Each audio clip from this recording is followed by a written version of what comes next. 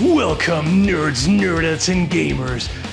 Hang on, wrong gaming YouTuber. No, this is about the angry video game nerd, or James Rolfe, I guess, because I'm not sure how much of the nerd is still left at this point. I'm wearing my miserable little pile of secrets shirt, of course. So, this is not what I normally talk about on this channel, but it is very much something I would like to get off my chest. AVGN is such a staple for gamers, of course. For as long as I've been on YouTube, or even longer, I've been watching AVGN episodes.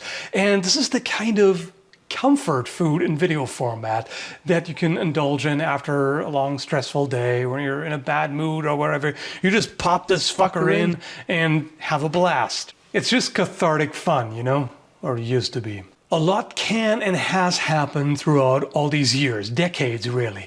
It's a long time to be making content, especially when time is what you don't have. Before I get to the bothersome part, come over here, we'll talk about the good things first. Early AVGN episodes during the first decade or so, of course not every episode is the same, but they're all perfectly watchable and rewatchable. It takes a little bit for the quality to approach the top of the bell curve, if you will.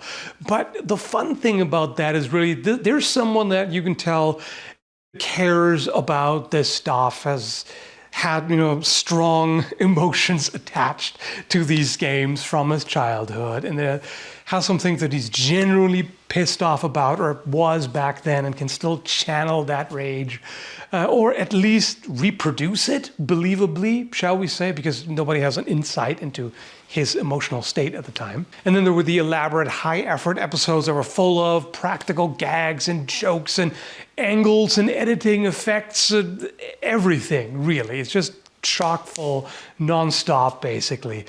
But it wasn't needed. It was nice, definitely. Those episodes are great. But even the simpler ones, like the Pitfall episode, for example, was a simpler one. And it was really good. Even when it's just footage of the gameplay with him talking over it, it's great. It's the same kind of comfort food video that I mentioned earlier, where you can just, even if you don't have any personal experience with that game, it's still fun to see someone talk about it, talk about the quirks, point out how weird it is. And of course, NES games were really strange sometimes and just bullshit. Now, the toilet humor gets a bit much sometimes. The fun was really in seeing someone get so animated about a game that he just blasts all the obscenities, whatever they may be. And yeah, sometimes he went a little bit far, or there were some stinkers, like shit pickle.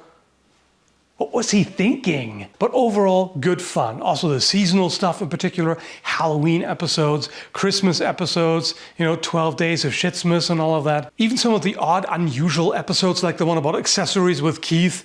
At the time when I first watched it, I was kind of like, what the hell is that? I didn't like it a whole lot back then, but now I do. Coming back to it, rewatching it, I can appreciate all the effort that went into it, all the destructible props and just trashing the whole environment and everything. It does capture a certain 90s vibe that I can definitely appreciate. So nothing wrong with that either. Okay, so let's get on to the not so good stuff. The behind the scenes video that came out in 2021. I feel like that's sort of the culmination of a certain trend over the years. You can't say that he just suddenly became obsessed with time or whatever. Like, I remember even way back behind the scenes videos that he did, like the early 2000s or 2010s or whatever, you can already hear him talk about time. That's a thing. Everything always takes longer than you think. It's impossible. I get all that. It's rough sometimes, but the behind the scenes video, it's still kind of mind-boggling. So the reason for the static single shot couch thing is that he wanted to set everything up statically so you can just turn it on and just do it like that. And I get that. I do that too. This is one of my standard setups. I've got the camera there behind the desk. I've got 2 lights there and microphone right here. I'm not using that right now because I'm moving back and forth. Rearranging stuff is tedious, no doubt about it, especially if you want to do it on a film school professional level where the lighting has to be 100% perfect and the color grading has to be perfect and everything. I don't do that perfectly, obviously. I mean, right now I'm using 2 lights. You know, there's supposed to be another light behind me. You know, you could do it better. It would look better, but I feel like this is good enough. And over here, I even have only 1 light. That's some amateur shit, which is why you see this strong, harsh shadow there, which is kind of a look. I'm just going to say that this is a stylistic choice. Either way, I think it's good enough. And that's kind of the deal here too. You see, some of the older AVGN videos have what you would now call potato qualities, like 360p or 480 or whatever, and the lighting isn't perfect and blah, blah, whatever. A lot of people have said that this is totally fine, and I agree. You know, yeah, better quality is nice, you know, more different angles and more editing and everything is nice. As long as there's a purpose to it and there's some energy to it. The static couch shot, that wouldn't be the issue. That's not the problem here. The problem that I have here is just, where's the spirit? You know, what happened to James? I have kids. Sometimes it almost seems as if a shadow clone has taken over. You know, like in Zelda 2, where the shadow can do everything you do, but it just goes through the motions. And by the way, I'm not even blaming James for that. Like, I get a lot of that. As said, if you've been doing something for a long time, you know, you kind of deflate every now and then. And the challenge is to pump yourself back up and get your mind back in the game and, you know, do it again and better, hopefully, and differently. But, you know, as far as I'm concerned, I would have preferred if it had stayed more like the earlier ones. He scripted his AVGN videos, right? We know that. But there's still something.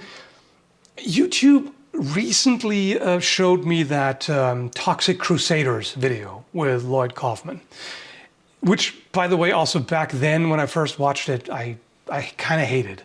And now that I rewatched it, I'm like, there's the old James still in there, you know? I don't know how much of that interaction was scripted. I don't know if every back and forth was scripted. It doesn't feel like it.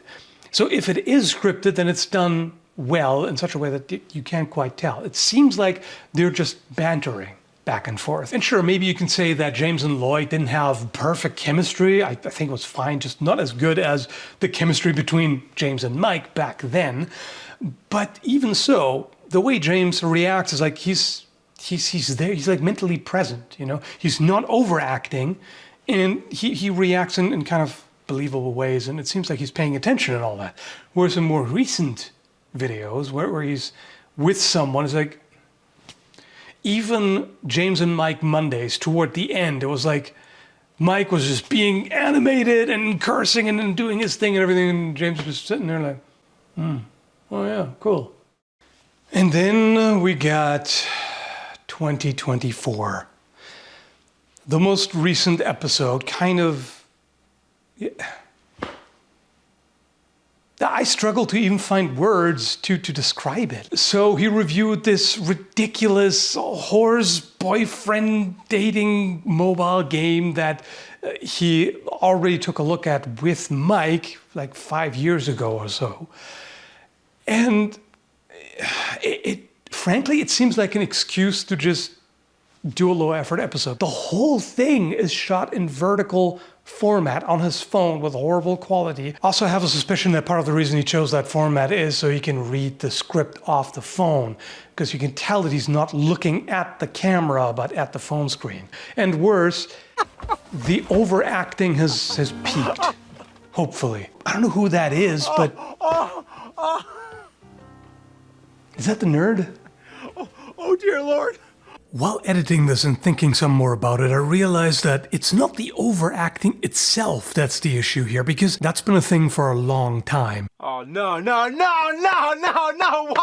Ah! But back then, even when he pasted it on real thick, it still seemed, maybe believable is not the right word, but it sort of fell under suspension of disbelief, if you know what I mean. Like, it seemed to fit with the nerd character. Back then, the vibe was mainly anger, frustration, and bewilderment. While now the vibe is more anxious, psychotic, and confused. Maybe it's just me, I don't know. Maybe he's going through a calibration phase right now. The revisit of Dr. Jekyll and Mr. Hyde was an odd choice to go back to that again, but it's one of those games that clearly has a legitimate, genuine connection with. That game has always bothered him since childhood, and he put a good amount of effort into it. Okay, good effort is underselling it. It was an elaborate, labor-intensive episode, and you really can't say anything against the production quality. The Exorcist parody in there, again, not as good as the earlier episodes to me, but it seems like he poured himself into it. And then there's the Overwatch 2 Neighbor Nerds thing. I'm not even sure James knows what he is in that video. You know, like he's so confused, and again, I'm not trying to attack the guy. I'm making this video because I care, you know, not because I want to attack him. I really don't, but it's just, what are we doing here? The choice of game with the presentation too, sometimes. Like Overwatch 2 is pretty much universally hated. It's complete garbage compared to the first. So you would expect maybe like an AVGN style approach where you just tear into what a steaming pile of goat shit it is, right? But no, it's just like some rambling about it and just like some stumbling about, and where's the fire? Remember the Christmas episode where we've got old future nerd playing Wii games and, you know, throwing his back out and dying on trying to play it?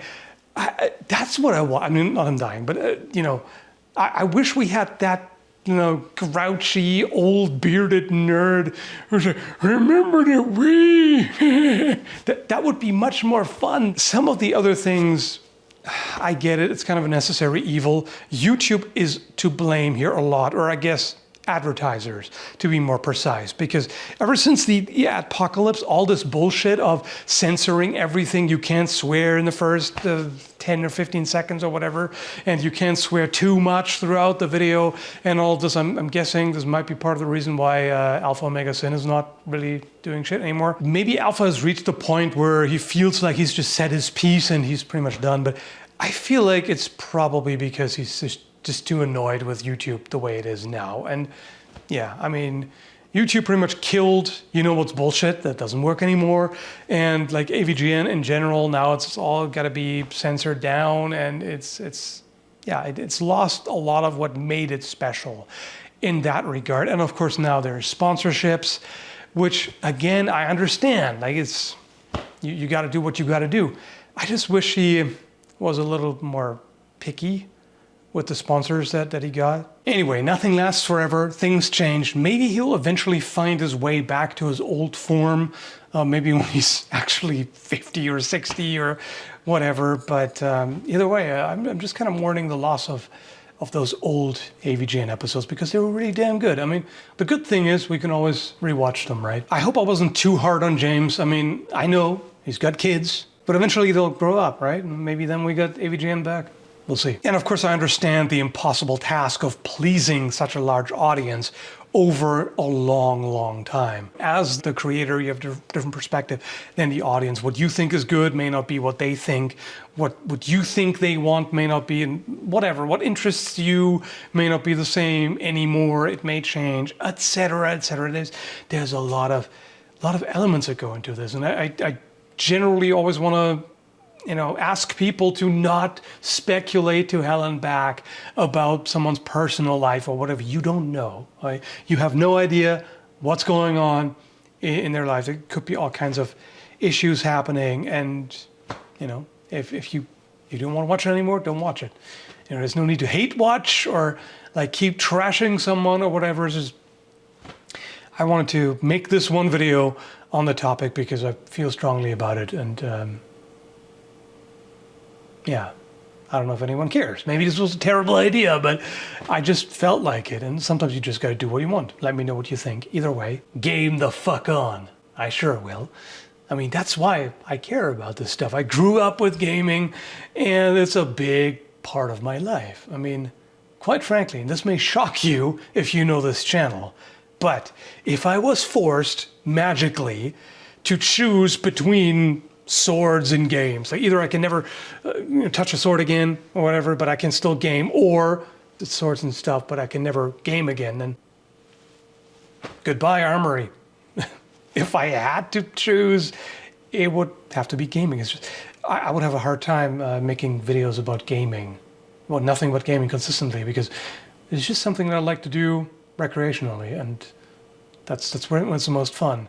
Anyway, that's enough rambling. Thanks for watching. Take care. Wow, what an asshole.